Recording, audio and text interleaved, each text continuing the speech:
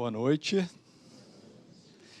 Que a paz de Jesus esteja entre nós, que possamos agradecer a essa boa irmã, oportunidade do estudo, que sempre nos brinda com novos conhecimentos, novas reflexões, novas visões sobre o mesmo tema. Então, nunca é demais rever o Livro dos Espíritos, rever as questões.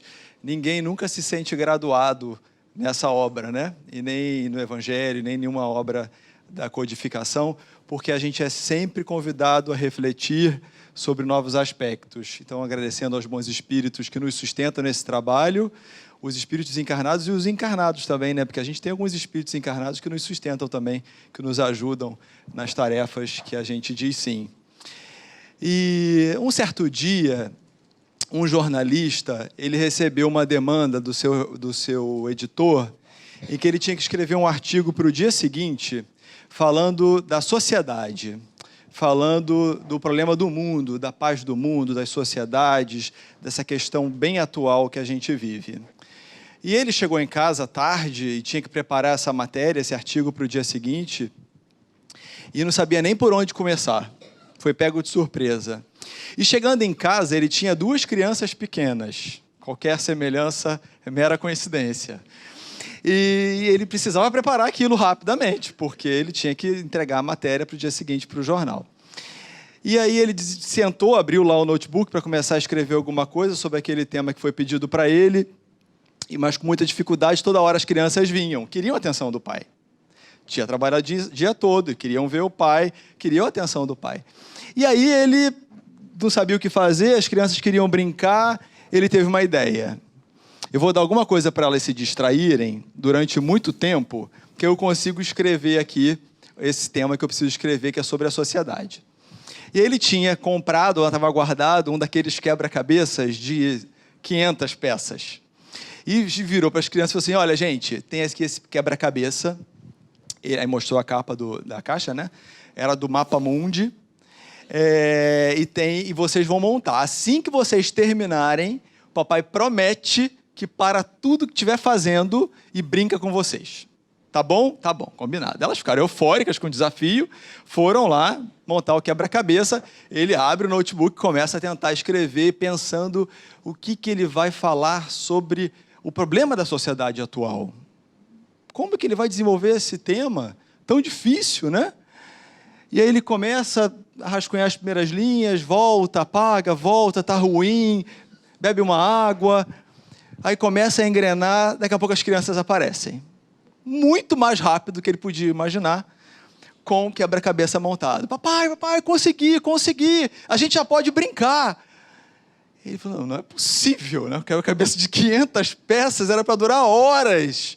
Como é que essas 2 crianças, e do Mapa Mundi, imagina aqueles paisezinhos, um de cada vez. E aí eles falaram, como é que vocês conseguiram montar isso tão rápido, o Mapa Mundi? Aí ela, não, pai, a gente não montou o Mapa Mundi. O quebra-cabeça era sobre o Mapa Mundi. Não, aqui olha só, atrás do Mapa Mundi, estava gravado um rosto, um homem. E aí, ao invés de montar o Mapa Mundi, a gente olhou o verso e montou aqui o homem. E aí, com isso, está tudo pronto. E aí ele olhou, que através daquele homem, eles conseguiram montar o Mapa Mundi, terminar a tarefa, e ele teve um grande insight para o artigo dele do dia seguinte. Que, na verdade, todos os dilemas e todos os problemas que envolvem a sociedade e a paz no mundo, e todos esses desafios, começam no homem.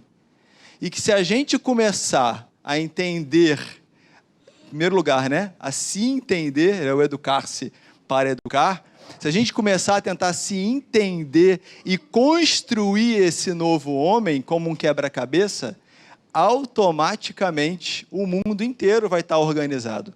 Esse enorme quebra-cabeça aí do mundo, as peças vão se encaixar. E a gente vai ter aí essa tarefa concluída, que é da organização do planeta, que nada mais é do que essa transição planetária que a gente está passando.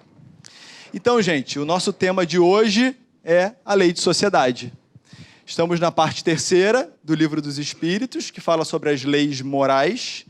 E hoje a gente começa o capítulo 7, que é a lei de sociedade. Tem mais uma palestra, se eu não me engano, semana que vem para concluir o capítulo. Ele não é um capítulo muito grande.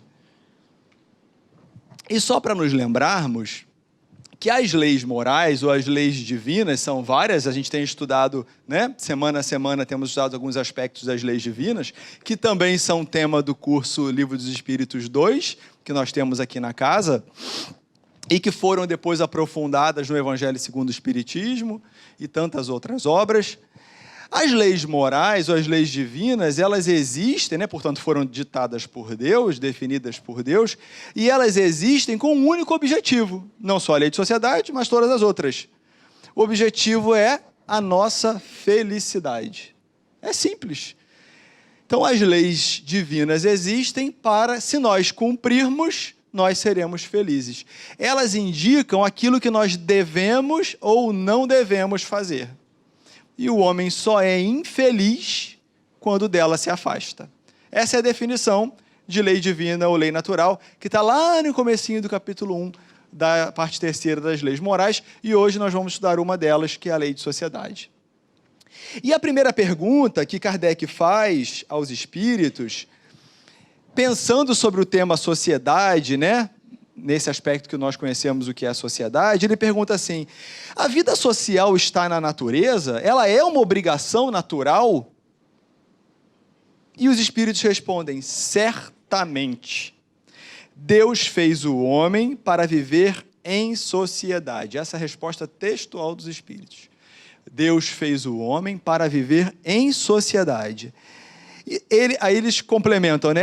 Deus não nos deu o homem a palavra e todas as outras faculdades necessárias à vida de relação.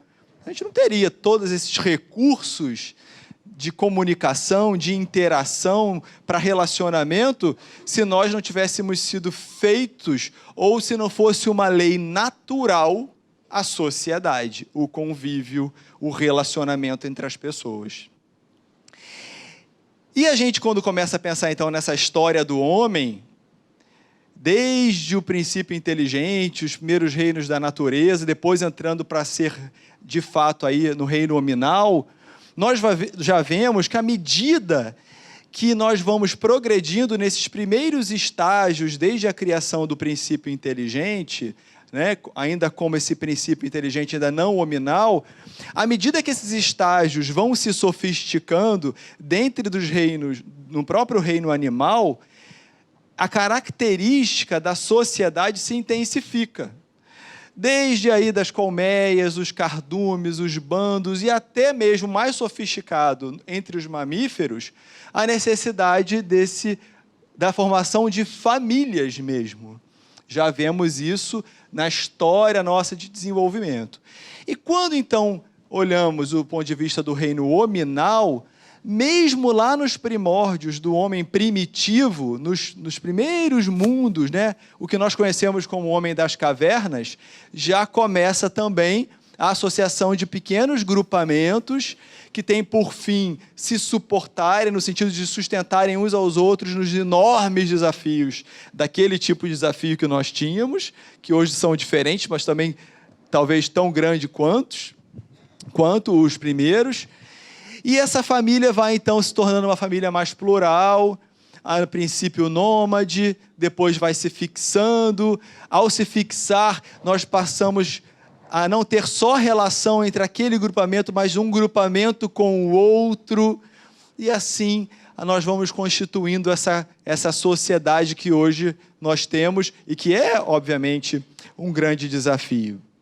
E a gente, então, precisa lembrar, desde essa reflexão vinda já do reino animal, de que a primeira sociedade que nós fazemos parte, ou a menor célula dessa sociedade, ou se formos voltar lá para o quebra-cabeça das crianças, que pretendia montar o mundo todo, uma pecinha desse quebra-cabeça de sociedade é a família, é o lar. Porque o lar é essa menor célula da humanidade. E da mesma forma que a gente precisa, então, construir ou reconstruir esse homem numa versão do homem novo e deixar o homem velho para trás, para que de muitas pecinhas de quebra-cabeça de homens novos nós façamos um planeta novo, esse homem novo precisa constituir o seu lar. a sua família, a sua pequena célula da sociedade como uma família nova. E aí vem a reencarnação, que sempre nos traz o convite à reflexão da bênção de poder reencontrar no mesmo endereço, né? No mesmo local, seja ele físico ou não, a reunião de almas que precisam se apoiar mutuamente com o objetivo de chegarem à perfeição, caminharem para poderem chegar mais rapidamente à perfeição. E com todos os desafios que esse combo tem, né? Porque tem a parte fácil, tem a parte difícil, tem aqueles que a gente tira de letra, tem aqueles que são os desafios, que a gente quer tentar mudar aí a prova, que não está dando conta, mas aí a gente é encorajado a continuar.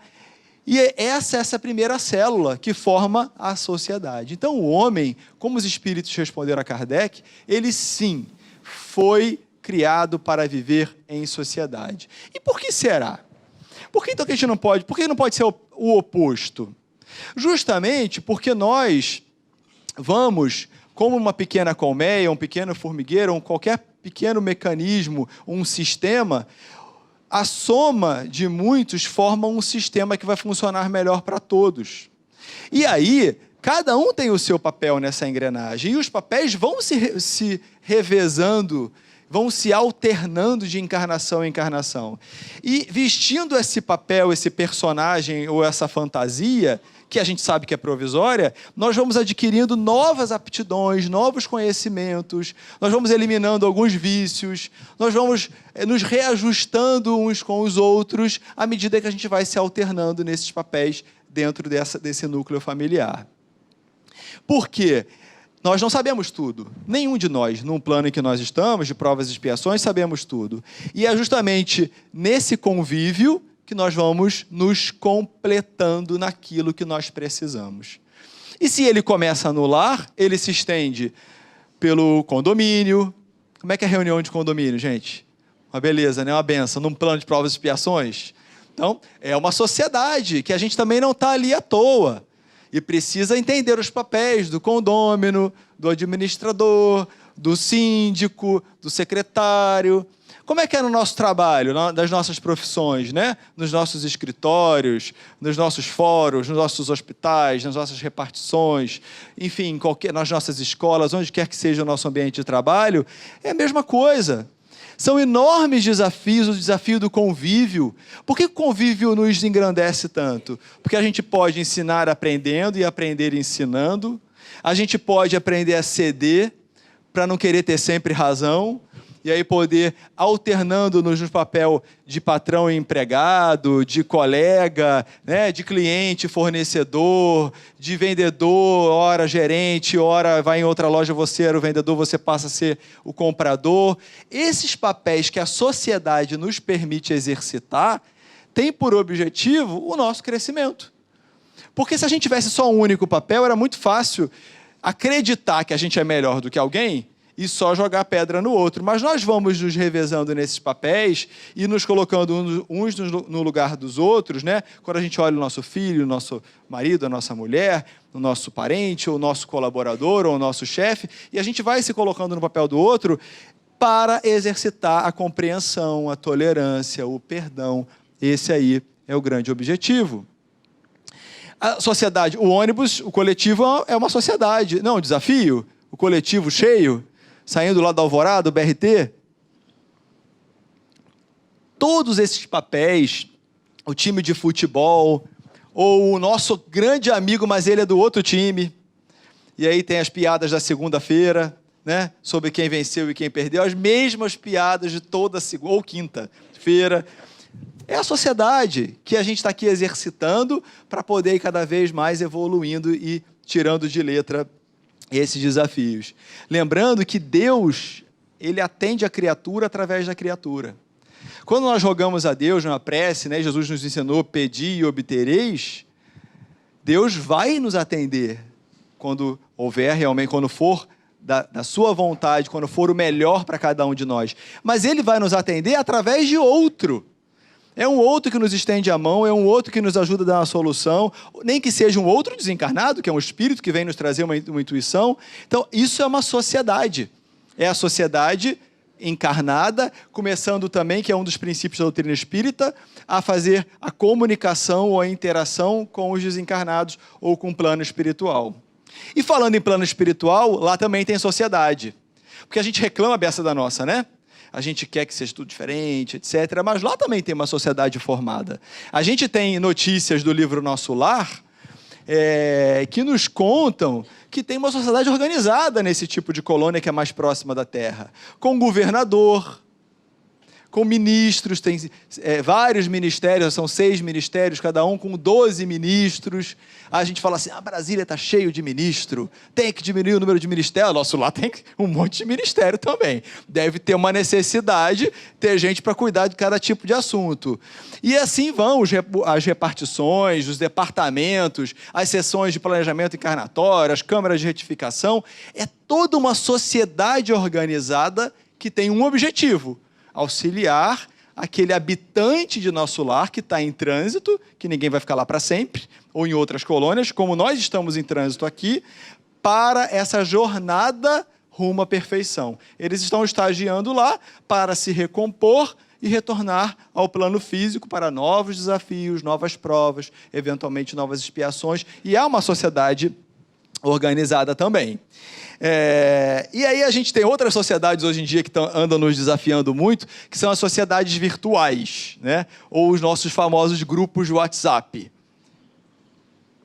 que, aliás, são super férteis, né? Parece que a cada dia vão pipocando novos grupos nos nossos celulares, a gente vai sendo incluído nos celulares em novos grupos. São pequenas também sociedades ou grupamentos que estão ali interagindo, e a gente também o tempo todo está sendo o quê?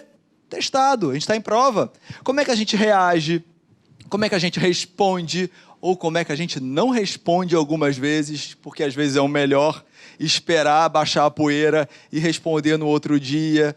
Às vezes a gente responde, mas bota umas carinhas mais bonitinhas, assim, uns coraçõezinhos, para entender que o nosso texto não é um texto duro. E assim nós somos convidados o tempo todo a viver em sociedade. Mas se, por um lado, a gente cita essas sociedades digitais, desses núcleos, grupos de WhatsApp, ou grupos em outros tipos de mídia, que eu não domino muito,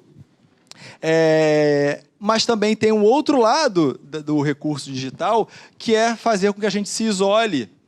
E muitas vezes acabar exagerando nesse tipo de ferramenta, que tem indiscutivelmente a sua utilidade de aproximar, de aumentar a velocidade da comunicação, de amplificar a comunicação para várias pessoas ao mesmo tempo, colocar todo mundo muitas vezes informados e interagindo mesmo à distância. Ou seja, tem muitos avanços e muitos proveitos, mas em contrapartida, se nós não formos muito vigilantes, nós ficamos só nessa interação, só nesse tipo de convívio e de relacionamento. E o homem é um ser social. O convívio digital faz parte do convívio, mas nós não podemos substituir o convívio real pelo convívio digital, né? Não podemos estar numa mesa de restaurante, todo mundo no celular. Ou pior ainda, na mesa das nossas casas, no jantar ou numa refeição, e todo mundo no celular. Porque a gente cria essa falsa impressão de urgência, de ter que responder, mas não há essa necessidade de urgência, porque havendo urgência, alguém vai ligar, porque ainda funciona, não funciona como telefone, a gente esquece que funciona como telefone. Mas, ou então manda as mensagens assim, me liga 30 vezes, poxa, me liga, é você.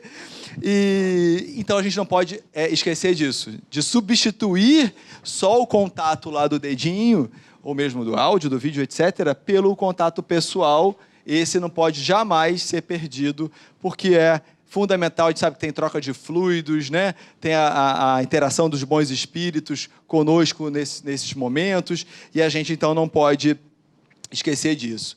E a gente comentou em várias sociedades aí, né, do trabalho, do condomínio, do coletivo, mas nós temos uma super sociedade, e que a gente tem que lembrar, porque a gente também às vezes tem a mania de criticar tudo, né? O planeta, o governo, enfim, a guerra, que são as sociedades espíritas. Vamos lembrar que hoje os chamados centros espíritas, na época de Kardec, era chamado Sociedade Espírita, Sociedade Parisiense de Estudos Espíritas. O primeiro centro que a gente tem notícia histórica, assim, né, formal, com estatuto, formalizada a sua fundação. Imagina essa nossa sociedade aqui. Que maravilha! Como ela nos ajuda a entender melhor a vida, entender as questões que nos afligem, né? Então a gente chega aqui às vezes destruído em caquinhos, e aí Maria Angélica nos abraça, nos recebe com aquele carinho, com aquele amor dela, conduz um irmão encarnado do colete vermelho para poder fazer a nossa recepção, nos amparar, nos orientar. A gente chega à reunião pública, ouve o estudo, começa a sintonizar com pensamentos positivos, pensamentos enobrecidos, pensamentos do bem. Isso melhora a nossa vibração. A gente é harmonizado no passe. Há vários outros recursos que a Casa Espírita nos oferece, na medida da nossa necessidade, é claro. Nós somos convidados a ingressar num curso para poder entender melhor aquilo que a gente ouve na palestra, tem algumas dúvidas e não consegue perguntar, não pode perguntar. E aí, mais adiante, quando a gente já percorreu um pequeno caminho de entender um pouco da doutrina, o Jânio falou hoje, precisamos de trabalhador. Se já tiver, pelo menos aí no Livro dos Espíritos 1, a cantina precisa. E à medida que a gente vai se desenvolvendo e aprendendo mais e mais, essa possibilidade nesta sociedade aqui, que eu costumo brincar, que é uma antecipação do mundo de regeneração, né? Vê o vídeo lá da Barra, vê aquela varanda, é uma antecipação do mundo de regeneração, né? A gente, quando sair, ainda volta para a expiação. Lá dentro a gente já está na regeneração, a gente tem um preview do mundo de regeneração. Porque a gente se abastece na casa espírita, a gente se esclarece na casa espírita para tentar entender como eu devo proceder lá fora. Então é uma sociedade, é óbvio, privilegiada, com uma ambiência melhor preparada. As nossas intenções também estão muito melhor decididas em querer nos melhorarmos, pelo menos aqui dentro, e a gente vai se abastecendo, a gente vai se esclarecendo para ir se desenvolvendo melhor, formando um quebra-cabeça de um homem muito melhor do que esse homem foi até ontem. E a cada dia, assim, a gente tentar ser um pouquinho melhor do que a gente foi somente ontem, não precisa ser muito melhor, não, é um pouquinho melhor a cada dia. E a gente, depois que entra no trabalho, essa sociedade se amplia mais ainda. Porque, na verdade, a família, que é a primeira célula dessa grande sociedade, quando nós entendemos isso, a família se amplifica. Porque a gente passa a ter uma família muito maior. A gente passa a se olhar aqui na casa, né? E a gente começa a identificar, parece que é da família. Porque a gente está sempre, se encontra sempre, né? Chora junto, sorri junto, vibra pelo outro naquele momento tão difícil que o outro passou, e está todo mundo vibrando para que aquela solução chegue o mais rápido possível. Então a gente começa a fazer parte de uma grande família, que é o objetivo da gente evoluir. É a gente ir tentando, então, ampliar aquela pequena família que era só a minha mulher, era só a minha filha, era só o meu pai e minha mãe, e com o conhecimento e o entendimento do Evangelho, eu vou reconhecendo os outros também como integrantes da minha família universal. Quando a gente está no lar e vê os assistidos, as crianças, os jovens, você passa a olhar e você reconhece como membro da sua família. E tem aqueles que são da família que a gente tem dificuldade, tem aqueles da família que a gente tem facilidade, também na família espiritual, não é muito diferente assim, não. E a questão da sociedade, né? E lembrando a palavrinha sociedade, assim, ele é meu sócio, não tem isso também? A gente está junto num empreendimento, né? Ele é meu sócio aqui numa padaria. É porque nós estamos repartindo, compartilhando de uma experiência.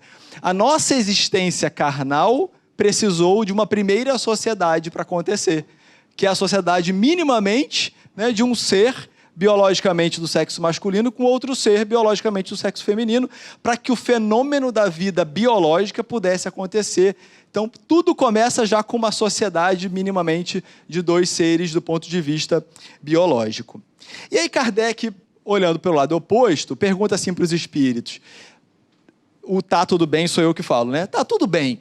Mas então o isolamento seria contrário absolutamente à lei da natureza? Isolar-se? E aí os espíritos respondem, sem dúvida. O isolamento é contrário às leis da natureza. Eles respondem assim, sem dúvida. Porque por instinto, os homens procuram a sociedade e todos devem concorrer para o progresso, auxiliando-se mutuamente. Por isso que o isolamento é contrário a lei da natureza. E Kardec continua assim, bom, na natureza, cada um tem os seus gostos, né? Um gosta de amargo, um gosta de doce, um gosta de salgado, um gosta de sol, um gosta de frio, um gosta de verão. Na natureza, todos têm seus gostos. Mas e aquele que sente um profundo gosto ou um prazer em relação ao isolamento? Então, ele está conectando a lei da natureza e os prazeres com o direito, então, da pessoa ficar isolada, sem ter contato com ninguém. Isso pode causar satisfação ao homem, ele pergunta. Aí os espíritos falam, né? Aí deve ser tipo o Emmanuel, né? Porque Emmanuel, às vezes, era firme com o Chico. Então, devia ser um espírito lá da turma do Emmanuel. Falou assim, a pergunta foi, e quando dá satisfação? Eles respondem, satisfação egoísta. Foram os espíritos, gente. Estou só lendo aqui, pergunta 769, a resposta é satisfação egoísta. Como que diz? Se alguém se satisfaz e está o tempo todo sozinho, é uma satisfação egoísta, porque é da lei da sociedade, que é uma lei da natureza e, portanto, serve para a nossa felicidade, que nós possamos conviver uns com os outros. E aí, incluindo os desafios, a gente não pode fugir dos desafios, porque eles já nos mostram. Se não há nada nessa encarnação, se eu não fiz nada com ele nessa encarnação que justifique, mostra que por trás daquele cri-cri, daquele que me cobra, daquele que nunca está satisfeito, mostra por trás daquela roupagem um credor. É o espírito de um credor. Eu tenho débitos. E um credor não faz isso? E aí, quando você vai me pagar? Ah, tá bom, eu te dava 30 dias. Aí a gente liga de novo. E aí? E quando você devolver aquele livro que eu te emprestei, que eu nunca mais vi a cara do livro? Então, esses desafetos, né, esses desafios, essas relações mais difíceis, a gente não tem que se afastar. Ao contrário, a gente tem que investir nelas. Paciência, tempo, amor, dedicação, muita prece, muita meditação, né? Muito aquele olhar compassivo. Enquanto a pessoa está esbravejando, você está vibrando o que para ela? Eu te amo. Eu te perdoo, me perdoa, eu devo ter feito alguma coisa, e a gente mentalmente vai jogando, né? A carinha está de quem está ouvindo, mas o espírito está falando de alma para alma, e isso de tempos em tempos, com o tempo, é impressionante o efeito que isso tem em relações. Essa conversa espiritual, não verbalizada, olho no olho, com o desejo sincero do reajuste, da harmonia, vamos experimentar, para vocês verem como é que funciona. Eu já tive experiências muito positivas. E aí ele insiste na pergunta, né? E aqueles que decidem viver então isoladamente para poder fugir dos problemas do mundo, dos vícios, problema das pessoas complicadas, etc. Como quem diz, bom, então ele está se afastando com o objetivo de não se contaminar. Aí ele fala, duplo egoísmo. De novo, deve ser da categoria do Emmanuel. Duplo egoísmo. Por quê? A gente não está ajudando e não está ajudando o outro e não está se ajudando. É claro, gente, que a gente tem que reconhecer as nossas fraquezas, né?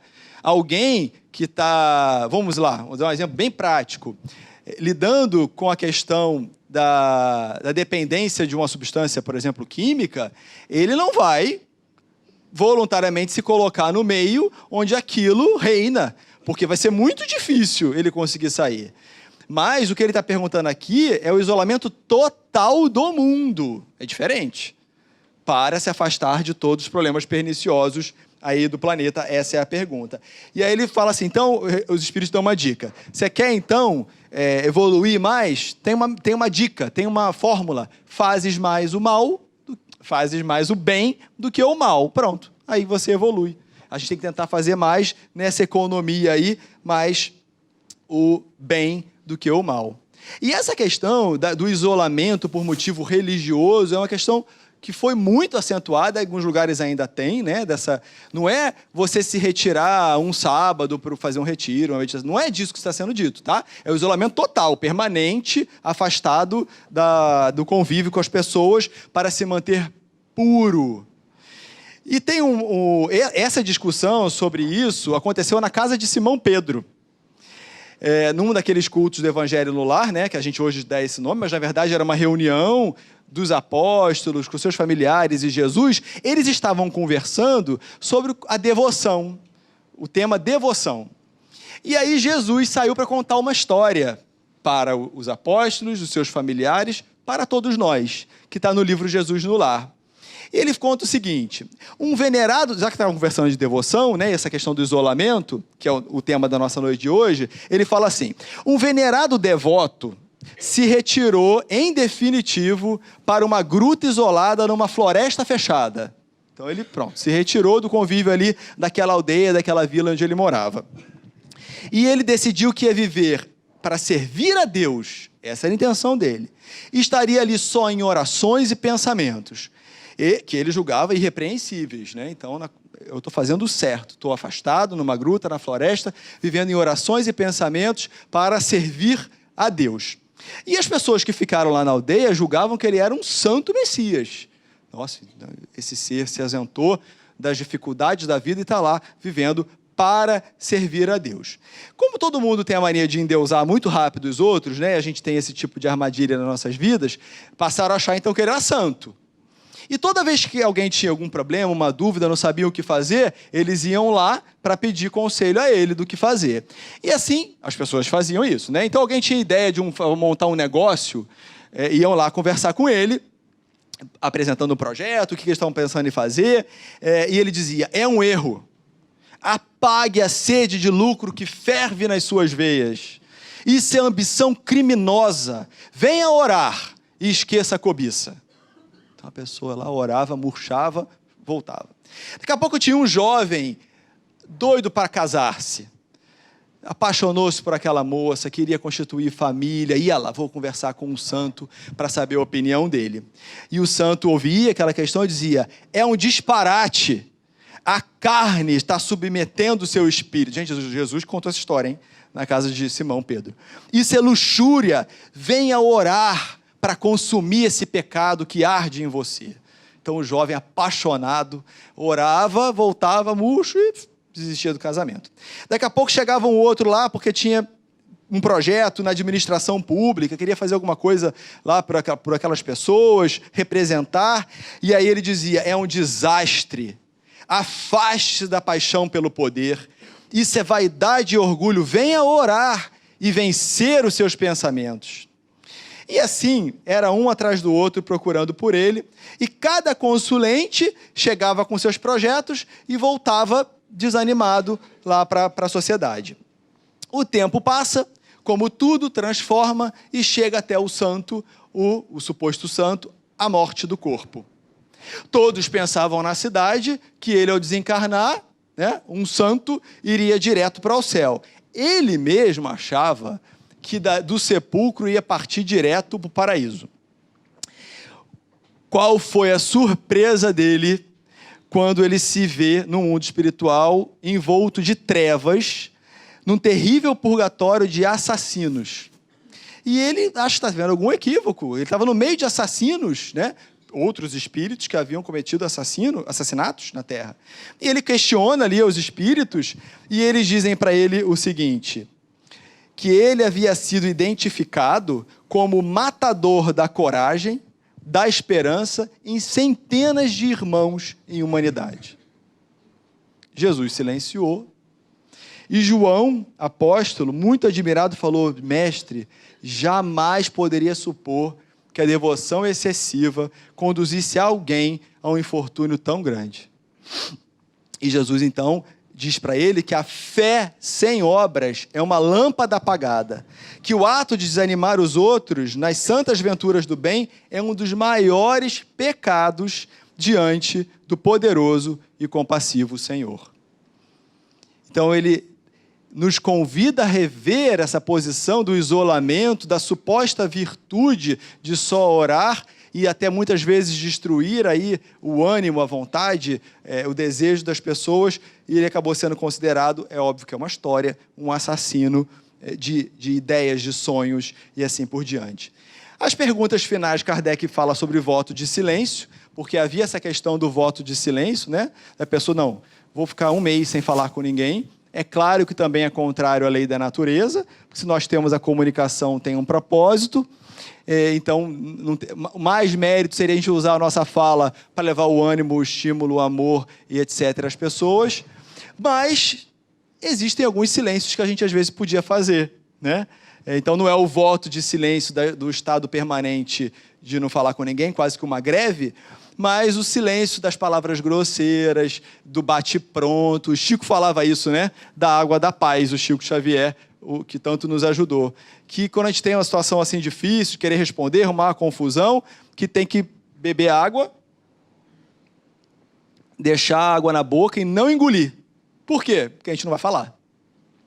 E aí hoje a gente precisava de uma luva da paz, né? Uma luva de couro assim bem grossa, de pelo, porque às vezes a gente não fala, mas a gente escreve algumas coisas que não deve. Aí pega alguma coisa sem tato, que aí a gente não vai digitar lá naquela touchscreen, não vai aparecer nada. Pode ser a luva da paz, né? Ou o bolso da paz, a gente bota a mão no bolso, não responde a mensagem ainda. Espera, faz uma prece, pensa no que está falando antes disso, para evitar de ter algum tipo da gente se comprometer, né? Porque a gente se compromete muito, às vezes, nesse tipo de atitude.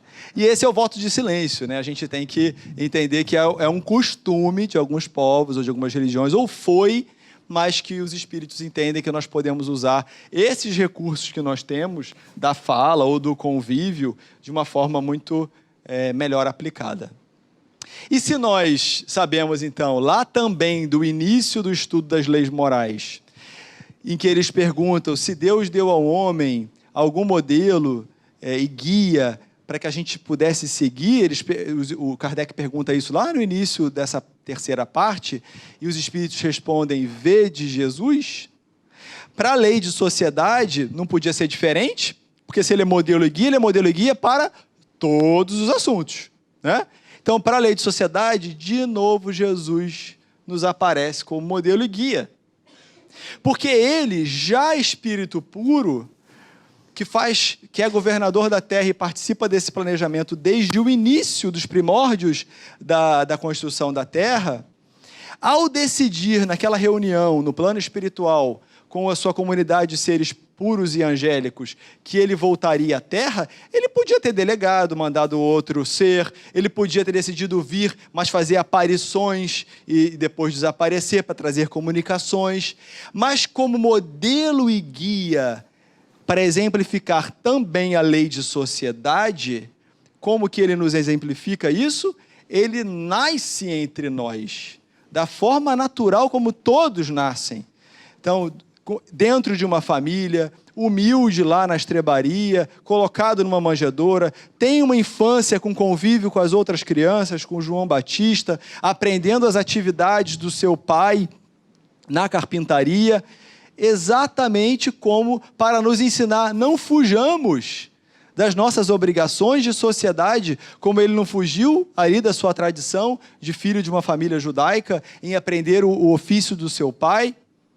E mais adiante, já no seu ministério público, formando também uma sociedade particular que poderia levar a sua mensagem adiante. Então, o colégio apostólico, formado de 12 pessoas totalmente diferentes entre si, cada uma com suas virtudes, suas possibilidades, suas habilidades, para que da soma delas o evangelho chegasse a todos nós. Com todos os exemplos, inclusive aqueles que nós não devemos seguir, mas que servem para nos instruir, né, do ponto de vista pedagógico. Essa sociedade também não vivia isolada, porque eles podiam viver isolados, como iniciados, na casa de Pedro, num monte. Eles conviviam o tempo todo com todas as pessoas necessitadas. Não faziam distinção se era judeu ou se não era judeu. Os gentios podiam participar. Não faziam distinção para as mulheres, que naquela época, né, não faziam parte da sociedade em ambientes públicos de diálogo, de pregação e etc. Os leprosos, os obsidiados, as crianças. Então, ele abria para todos, porque é da lei de Deus o convívio, é da lei de Deus a sociedade, vivermos uns com os outros. Quantos ele convivia, essas lições do livro Jesus no Lar, na casa de Pedro, e perguntas e respostas e refeições, ia comer na casa de publicano, como foi Zaqueu, que depois veio a ser o seu 13º apóstolo, depois da deserção de Judas. O convívio doméstico, tão prazeroso que ele tinha com aquela família querida de Marta, Maria e Lázaro.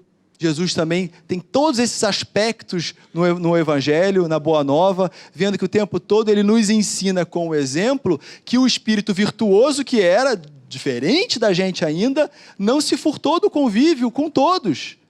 Os necessitados, os leprosos, os doentes, porque isso é o exemplo que ele deixa para todos nós e que nós devemos seguir. E ali naquela última ceia, ele deixa uma marca, dizendo que os seus discípulos seriam reconhecidos por muito se amarem. Então, se a gente tem uma vontade, um desejo, uma meta de se considerar discípulo de Jesus, ele disse que a gente vai ser reconhecido como tal se nós muito nos amarmos. E é claro que o amar o inimigo, conforme o ensinamento evangélico, é orar pelos que vos perseguem, caluniam, buscar a possibilidade de reconciliação, sabendo que o prazer que a gente sente com um amigo não é igual ao inimigo ainda, mas assim será. E mesmo aquele que havia traído, né, Judas, naquele momento final, Jesus não altera o tom de voz, Jesus sabia tudo o que ia acontecer. E na cruz, um dos seus últimos momentos, ele pede a um anjo do Senhor que chega perto dele para enxugar o seu suor, aquela dor, que ele vá socorrer Judas, que havia sucumbido e desejado fugir aí da experiência carnal, como a gente viu no preparo. Então Jesus, no momento final, ainda pede socorro, né, que um anjo pudesse atendê-lo, e depois ele mesmo vai atender, depois do seu desencarne. E por fim, ele desencarna na cruz entre dois ladrões. Então ele é exemplo de mais exemplo de diversidade. Diversidade está na moda, do que Jesus, impossível. Então que a gente possa não fugir aos nossos desafios, às nossas dificuldades, aos ambientes que pedem nossa paciência, que pedem a nossa postura mais ética, mais tolerante, porque são instrumentos da vontade divina para o nosso crescimento, para a nossa evolução. E a sociedade que a gente tanto quer que progrida para plano de regeneração, nada mais é, conforme a gente viu no quebra-cabeça das crianças, do que uma reconstrução do ser integral, do homem num ser completo, num ser integral. Que a gente possa nos dedicar nessa tarefa da nossa reconstrução, dessa nossa reforma, nos educando para poder educar e transformar a sociedade. Que assim seja.